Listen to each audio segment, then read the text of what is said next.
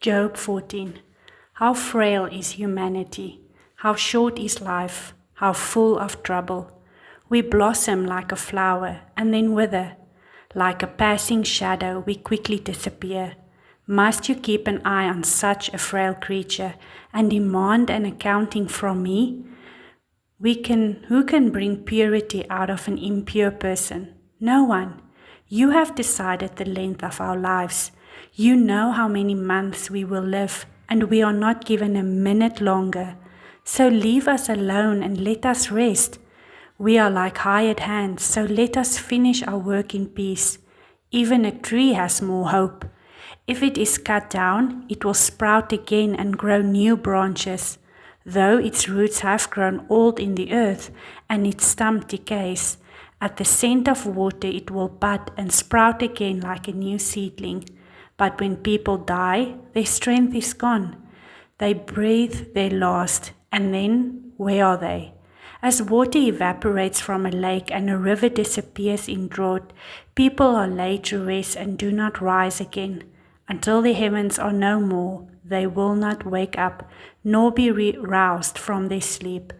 I wish you would hide me in the grave and forget me there until your anger has passed. But mark your calendar to think of me again. Can the dead live again? If so, this would give me hope through all my years of struggle, and I would eagerly await the release of death. You would call, and I would answer, and you would yearn for me, your handiwork. For then you would guard my steps, instead of watching for my sins. My sins would be sealed in a pouch, and you would cover my guilt. But instead, as mountains fall and crumble, and as rocks fall from a cliff, as water wears away the stones and floods wash away the soil, so you destroy people's hope. You always overpower them, and they pass from the scene. You disfigure them in death and send them away. They never know if their children grow up in honor or sink to insignificance. They suffer painfully. Their life is full of trouble. Job 15. Eliphaz's second response to Job. Then Eliphaz the Temanite replied, A wise man wouldn't answer with such empty talk. You are nothing but a windbag. The wise don't engage in empty chatter. What good are such words? Have you no fear of God, no reverence for Him? Your sins are telling your mouth what to say. Your words are based on clever deception. Your own mouth condemns you, not I. Your own lips testify against you. Were you the first person ever born? Were you born before the hills were made? Were you listening at God's secret counsel? Do you have a monopoly on wisdom? What do you know that we don't? What do you understand that we do not? On our side are aged gray-haired men, much older than your father. Is God's comfort too little for you? Is His gentle word not enough? What has taken away your reason? What has weakened your vision, that you turn against God and say all these evil things? Can any mortal be pure? Can anyone born of a woman be just? Look, God does not even trust the angels. Even the heavens are not absolutely pure in His sight.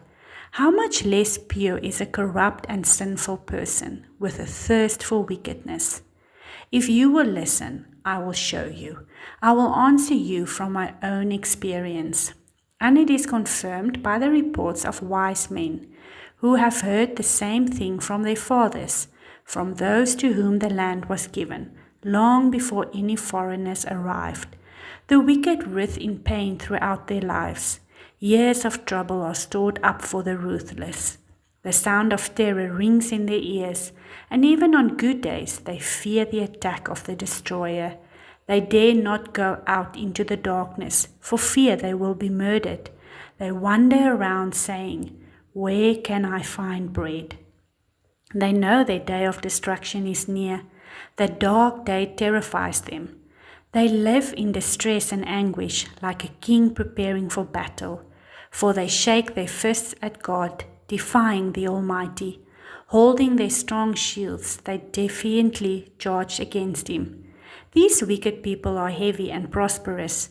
Their waists bulge with fat, but their cities will be ruined. They will live in abandoned houses. They are ready to tumble down. Their riches will not last, and their wealth will not endure. Their possessions will no longer spread across the horizon. They will not escape the darkness. The burning sun will wither their shoots, and the breath of God will destroy them. Let them no longer fool themselves by trusting in empty riches, for emptiness will be their only reward. They will be cut down in the prime of life. Their branches will never again be green. They will be like a vine whose grapes are harvested too early, like an olive tree that loses its blossoms before the fruit can form. For the godless are barren. Their homes, enriched through bribery, will burn. They conceive trouble and give birth to evil. Their womb produces deceit. Job's fifth speech, a response to Eliphaz. Then Job spoke again. I have heard all this before. What miserable comforters you are. Won't you ever stop blowing hot air? What makes you keep on talking? I could say the same things if you were in my place. I could spout off criticism and shake my head at you. But if it were me, I would encourage you. I would try to take away your grief. Instead, I suffer if I defend myself, and I suffer no less if I refuse to speak. O God, you have ground me down and devastated my family. As if to prove I have sinned, you've reduced me to skin and bones. My gaunt flesh testifies against me. God hates me and angrily tears me apart. He snaps his teeth at me and pierces me with his eyes. People jeer and laugh at me. They slap my cheek in contempt. A mob gathers against me. God has handed me over to sinners. He has tossed me into the hands of the wicked. I was living quietly until he shattered me. He took me by the neck and broke me in pieces. Then he set me up as his target, and now his archers surround me. His arrows pierce me without mercy. The ground is wet with my blood. Again and again he smashes against me, charging at me like a warrior. I wear burlap to show my grief. My pride lies in the dust. My eyes are red with weeping. Dark shadows circle my eyes. Yet I have done no wrong, and my prayer is pure. O earth, do not conceal my blood. Let it cry out on my behalf. Even now my witness is in heaven. My advocate is there on high. My friends scorn me, but I pour out my tears to God.